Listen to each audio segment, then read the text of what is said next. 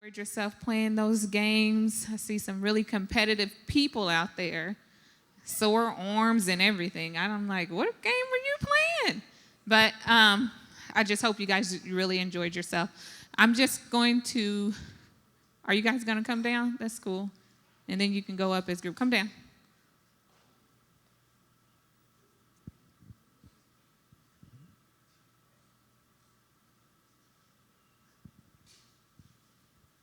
I know. So quiet. What happened?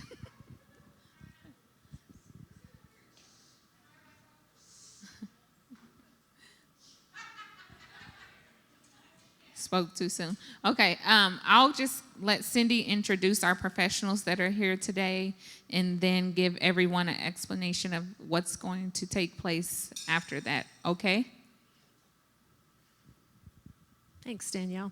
So giving up their Saturday afternoon, we have several people who, once they heard about what you were doing, thought it would be fun, I guess, for them to come and help you.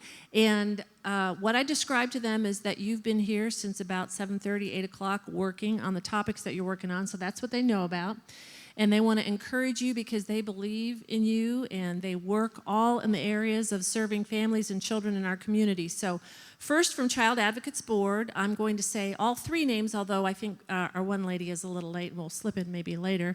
First, we have Michelle Calderon-Johns, who's from IU Health. Michelle, if you'll stand up and welcome her, everybody. Then we have Dan Waniger from BKD accounting firm. Then we have the newly promoted Deputy Director of DCS, Adrena Johnson. And we have our representative from Congressman Carson's office, Chris Warden. So they're here to encourage you and help you be better at the message that you want to give to all of us. So I think it's great that they've given their Saturday afternoon here. So I think we're ready to begin. Ebony Dykes. My group is Foster Parent Accountability, and my group, they're going to present their problem, and they're going to do it in a skit form, so bear with them. Okay.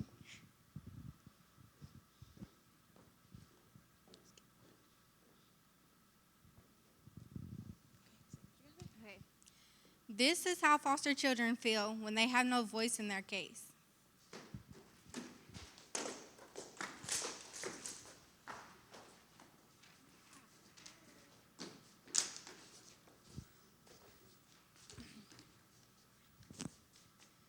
As you can see, they're very unhappy. It's more nonverbal than it is verbal, so when they are not being heard, they tend to not say anything or get closed off, and they act out in various ways, as you just saw. Did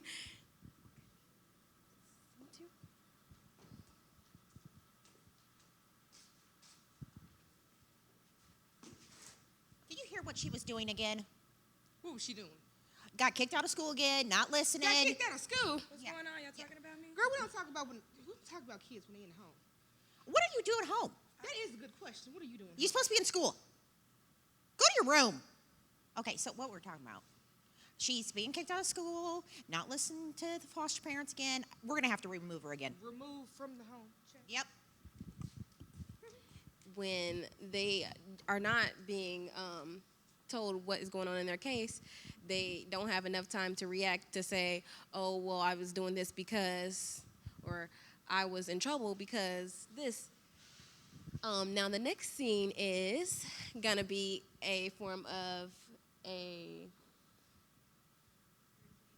group meeting, as in when all the providers get together with the foster parent and the youth, and they talk about what happens, a team meeting.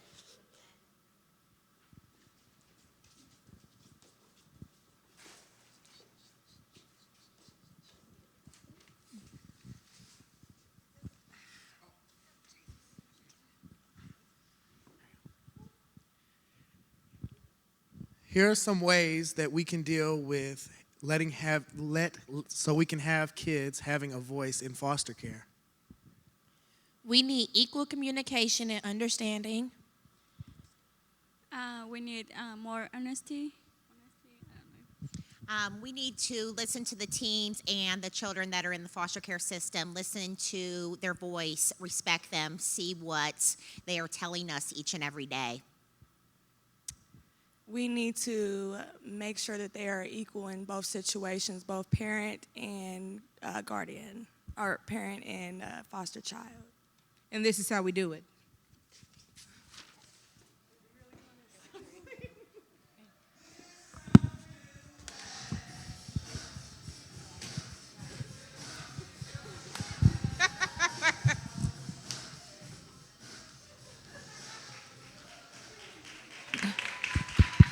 Stay up there, guys. Stay up there. Stay up there. Stay up there. Stay up there. Corinne.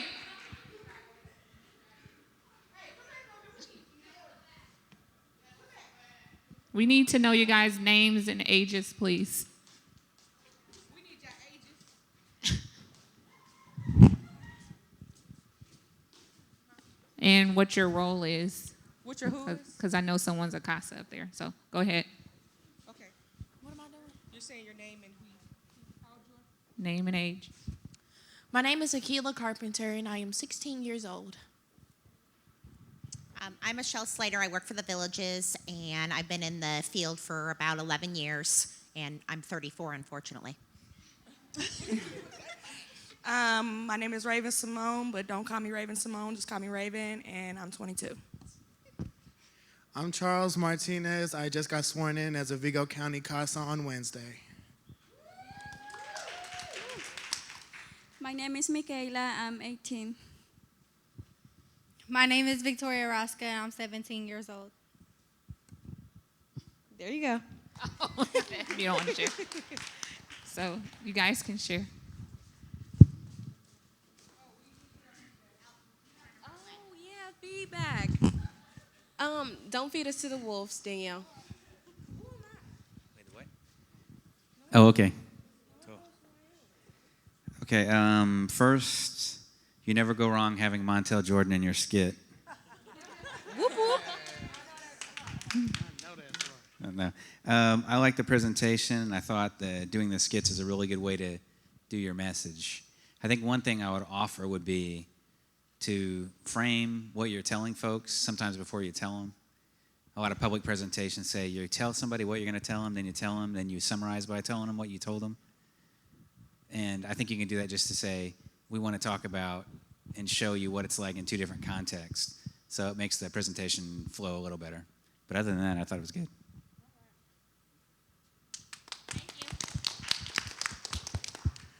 Well, first of all, I just would like to say to Ebony and Victoria, you did a great job as being the facilitators of your group presentation. I wondered, though, how the mute group connected. I didn't hear anybody explain that to us. Does that go with you all? The mute group basically is just showing how if there's no communication between foster children and the foster parents as well as the DCS workers, how it could make the child feel left out of the loop, as well as make the child feel like it's not about him or her. So that's what the mute part was about. So we were trying to show that if we involve the children more in the DCS cases, how it makes the children feel a little bit better about their situation. Great. Thank you for clarifying that for me. One other thing, I really appreciated that you all know what a team meeting is. And it just encourages me that you know that, and it makes me want us to work harder at explaining your role and what that looks like when you're at a team meeting. So thank you all. You did a great job. Now, I had one thing I forgot to say is this is like a stage thing, but they talk about blocking. There were times when the way you guys were sitting on stage, I couldn't see everybody. So just be mindful of your audience. So if you walk in a semicircle, because I want to be able to see everybody. And there were times where the people in front, I couldn't see who was in back, and I couldn't see who was talking. I enjoyed the creativity. I really liked the skit idea. I thought you all did a great job acting. I enjoyed the message and thought you guys did a good job presenting it. So, good job. Awesome job. There's nothing worse than going to a seminar and you have somebody stand at a podium and go blah, blah, blah, blah, blah.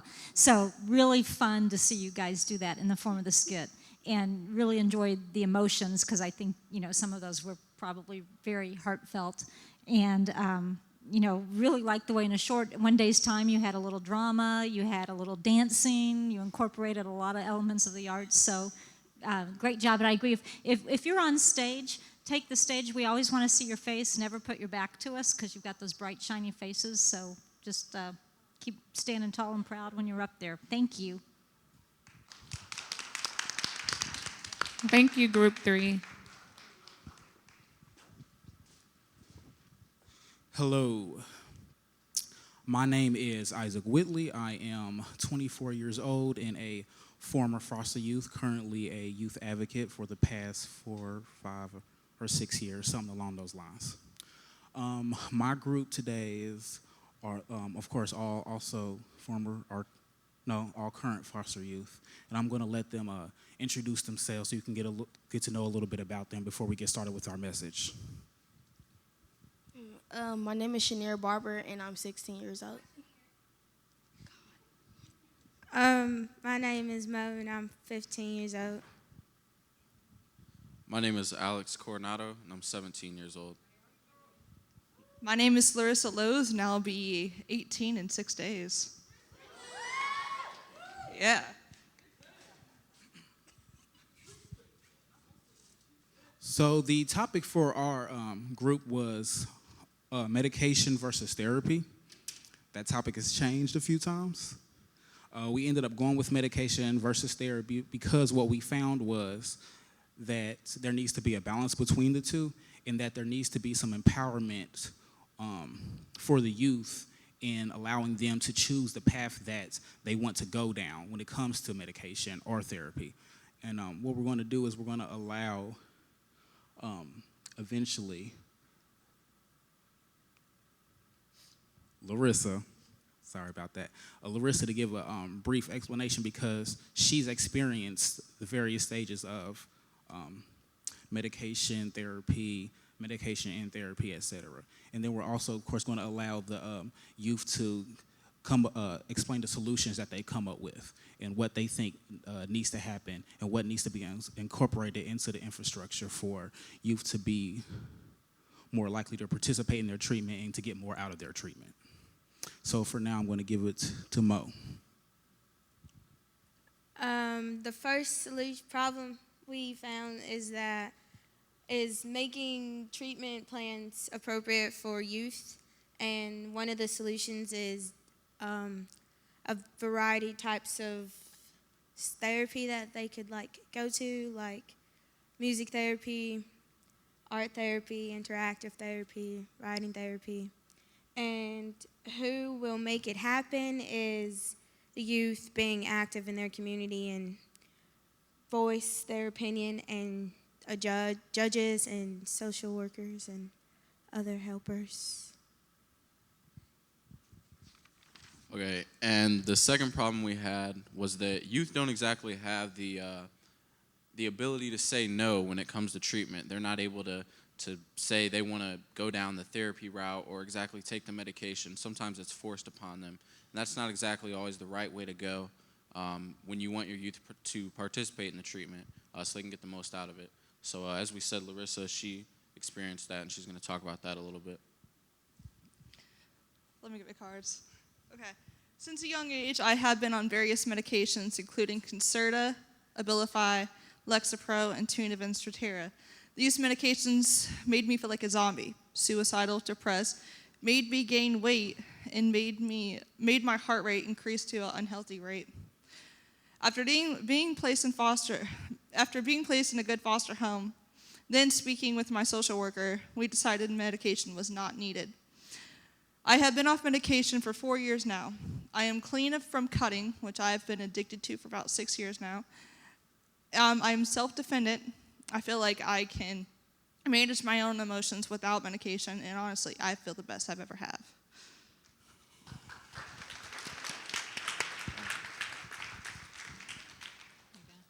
Okay, so as we see, Larissa lucked out, but we shouldn't exactly have to luck out as foster children.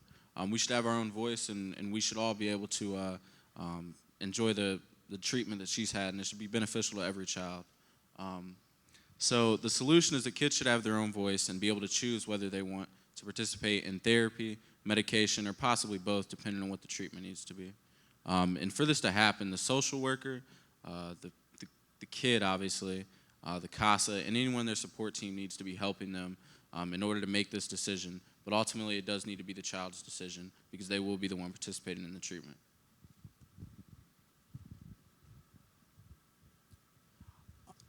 I want to say before we get off the stage that I've spoken with, I'm a employee at Division of Mental Health and Addiction, so occasionally I do get to speak to people at DCS, and I know that the psychotropic medication policy is under review, but I'm hoping that this is something that you can take back in for this review policy and let them know, or get in contact with me or any of these youth or Danielle or Ebony, because it's important that they have youth, not just youth who are in collaborative care, but this perspective of all youth.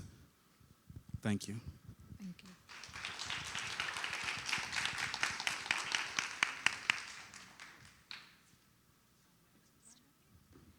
I get to start. I feel a little bit like Paula Abdul on American Idol. Great job. I loved you all. Your pitch was a little, oh, sorry. But great presence, all of you. And I didn't catch your name, but if you need to consider a career in broadcasting, you have a great voice and a great presence, so I would think. Well, both of you and your organization with the cards, when you have something important to say and you're speaking, to have it written down so you make sure you don't forget any points is a really great idea, so congratulations on your presentation. And Alex, I think you have a career in sports broadcasting or something because you have that great voice, very, very well prepared. And your points on the therapy and the voice, I think from the first skit and this skit, what the theme I'm getting of today is that the youth need to have a voice, and not only that, but all the folks involved in their lives need to be listening to it. So communication seems to kind of be a theme, and you guys carried that out beautifully. My favorite part was I enjoyed how you guys described each problem, what the solution would be, and then who would make it happen, to go beyond just explaining the problem and what you thought the solution would be, trying to think how does that solution actually happen, and what are the action steps that need to happen for the solution to ever occur. So I really enjoyed that, and I also thought you all had great presence and just being confident in speaking. I thought you guys did a great job with that. I echo a lot of what they've said, and I would agree. Alex, you have a commanding voice. You know, when I heard you talk, I thought politician, I thought debater, I thought doctor, whatever you want to be, you've got the presence. You know, and I just really commend you for being clear about what you were presenting. All of you all done a great job. It takes a lot to speak in front of people and to build up your confidence. Shanier, we didn't hear from you, but that's okay. I thought maybe you all should have got her involved, let her flip the chart, let her do something so she had a role. But I think I appreciate just listening. You didn't have to have a lot of props, a lot of things to do. Just hearing you was enough. And I am going to take back what you said, because I do believe that the youth should be on any board that we have or any sort of work group where we're talking about these things. I think we need to have your presence there. We need to hear your voice. So I appreciate that, and I will take it back. I thought it was good how you guys divided up the roles. I thought the organization was really clear. Just the different steps was well done. I like the passion that everybody used to speak. Larissa, I think that when you were doing your cards, you were telling me about something that's like really serious, but I almost wanted to laugh because they kept like flying off. And I could see you kind of like, jettisoning your cards almost. And so the thing I think of, you have a really personal story to tell. And I know from when you came to the congressman's office, I think you were looking on some notes too, but that's your story. And I think if you get to the point where you're comfortable telling it without the cards, so that you can look at people too, because that's the other thing too, you got to keep in mind when you're talking to folks, we have this real expansive auditorium, and it's hard to make eye contact, but you want to tell them, and you have the most compelling story, I think, that there is to tell on this subject. And I think as you get more comfortable and your confidence comes out, that's going to come across. So just outstanding job for the group. So. One more quick comment for Mo. You caught yourself, and I'm glad you did. You reminded me of my daughter saying like. You wanted to say like. You said it earlier twice, and then you let it go. And good. Focus on not saying and liking and smacking and all that. Good job, all of you all. Thank you, Group 1. You guys did a great job. Thank you.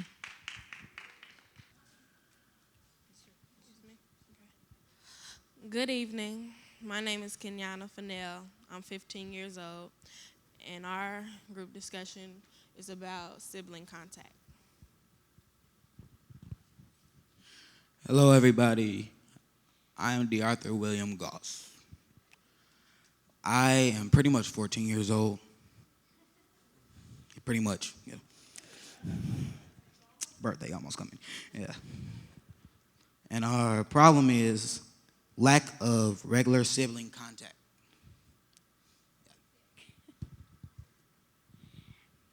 My name is Caitlin Brown. I am 19. I am currently still in foster care. I have a brother and a sister, and when I first went in, it was hard to see them. It was hard to even go to my parents because my caseworker wouldn't set up a meeting. My parents didn't want to comply. So I'm hoping that by telling you about this subject and telling you what we need done, that you will take it in and you will help kids that have the same problem as I do be able to see their siblings and maybe deal with it better than I did. Hello, my name is Loretta, and I'm 20 years old. And the solution that we came up with is communication with your caseworker and judge that you will contact every weekend, and the DCS policy should be more detailed about what contact meaning phone calls and letters and more stuff like that. Hi, my name is Asia. I'm 14.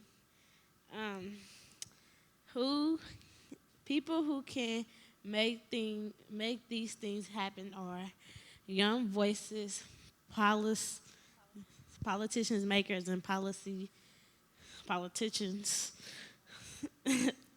makers, judges, DCS workers, case managers.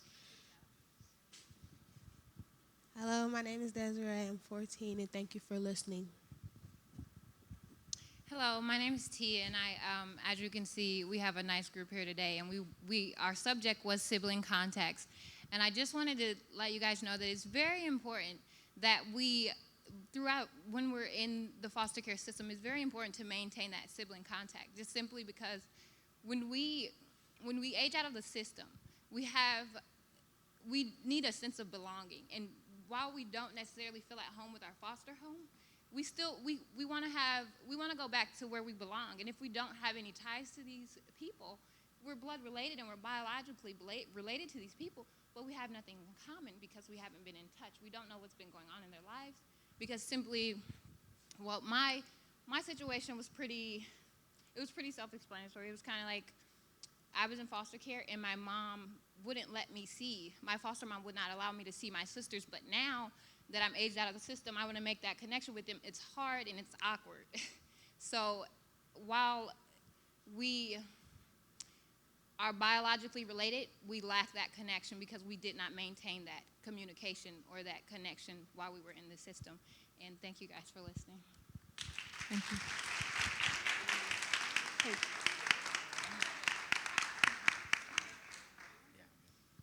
Because they have to give their feedback.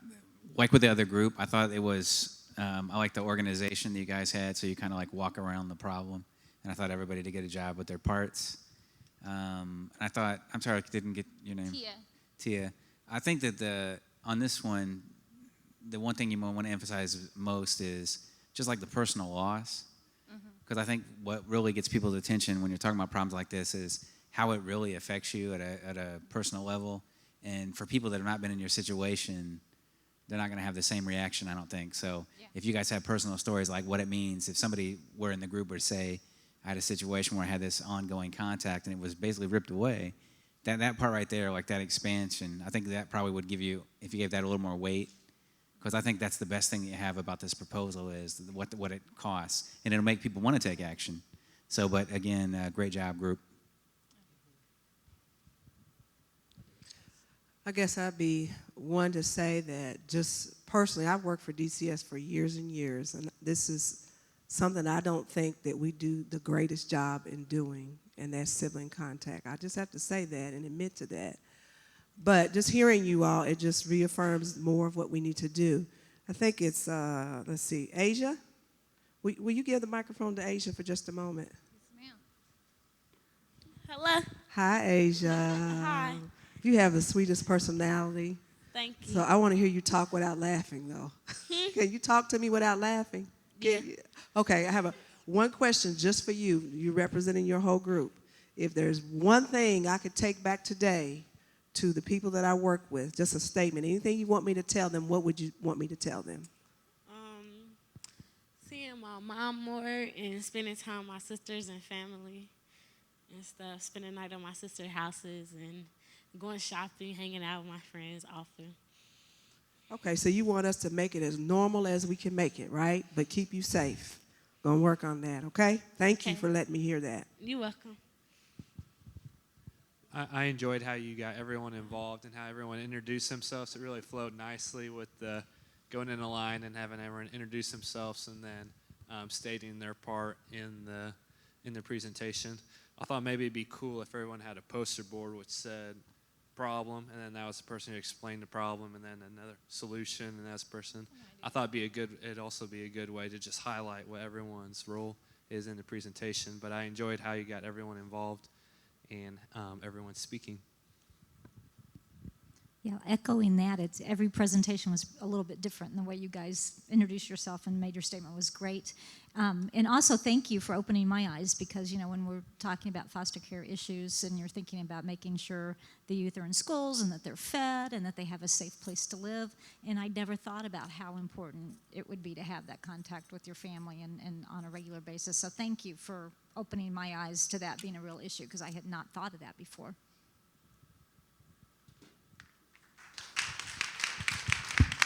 Thank you, guys.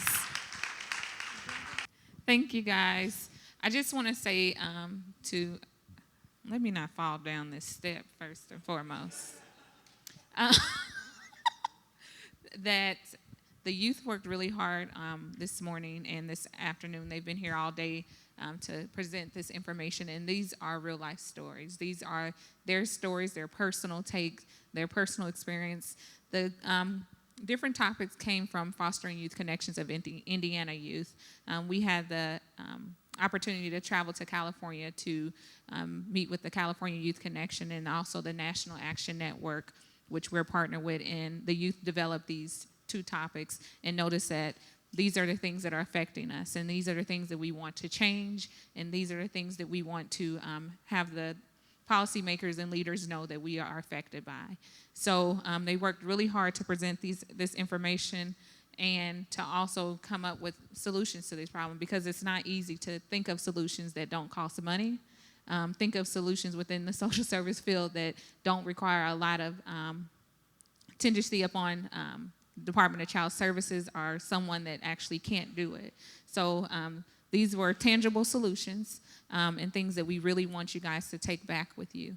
We had, and I noticed someone pointed out, there are leaders, youth leaders from Fostering Youth Connection that actually sat with the youth and basically trained them on how to begin to present this information and look at this problem. So there was youth that were up there that were actually youth leaders that were not actually the youth that were presenting the information. Shanier was one that somebody was like, she didn't do anything. Well, she didn't have to. So that's the one thing that I do want to say. Ebony, if you can come down for me really quick. Yeah. So I want to just say, can we give our professionals a round of applause for giving us great feedback? And I think Ebony, where did Ebony go? She wanted me to get the team leaders down here, is that right? Okay. Team leaders, if you could come down here, please. I guess.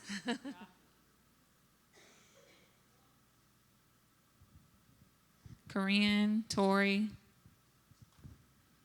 Tia, Isaac, Shanier, Larissa.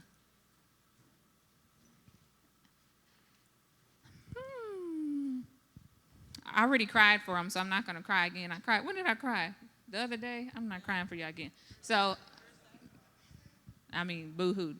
But I just want to say that these youth have taken out of their time a whole month to a month and a half, I believe, a month and a half to get this conference underway and to get the youth here. They had to take a few of their weekends to be trained on how to train you guys. They took off several of their weekdays.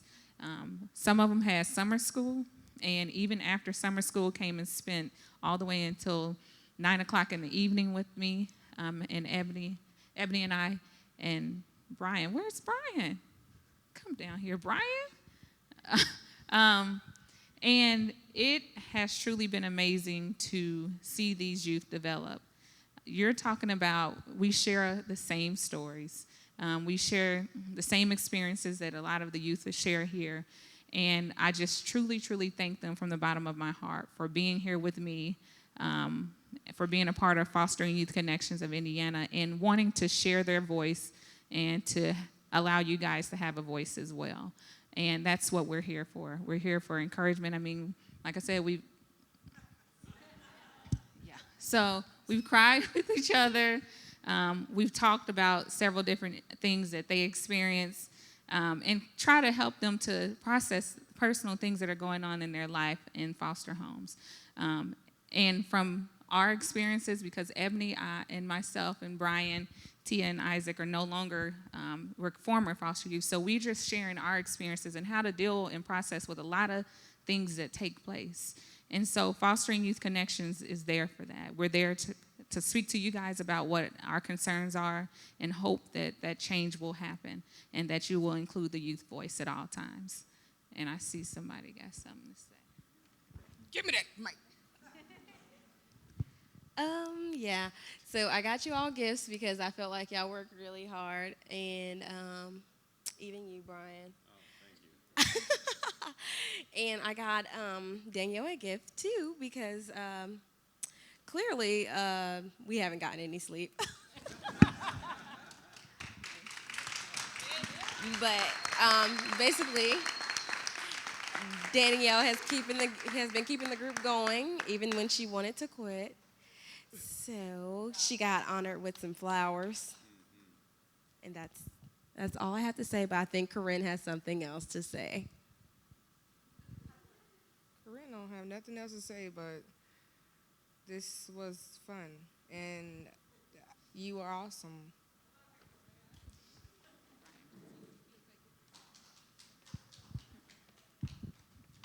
I know I thanked you guys before, but I really was impressed with the dedication that all the youth had. I mean, you don't see, 8 individuals have a desire. I mean, there's so many other distractions that, that come into kids' lives, and they really showed day in and day out. We had a training, a 2-day training, and everybody was there. They were energized. They took all the information, and I was just really impressed because I'm at your age, I would not have done that same thing. So I'm really impressed by that. I want to say thank you guys. Really appreciate it.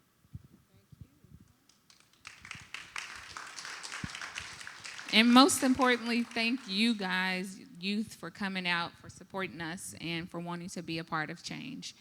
Thank you, leaders, for being here and wanting to be a part of change. Thank you for supporting. And now everyone to the stage to take a picture, please. Thank you.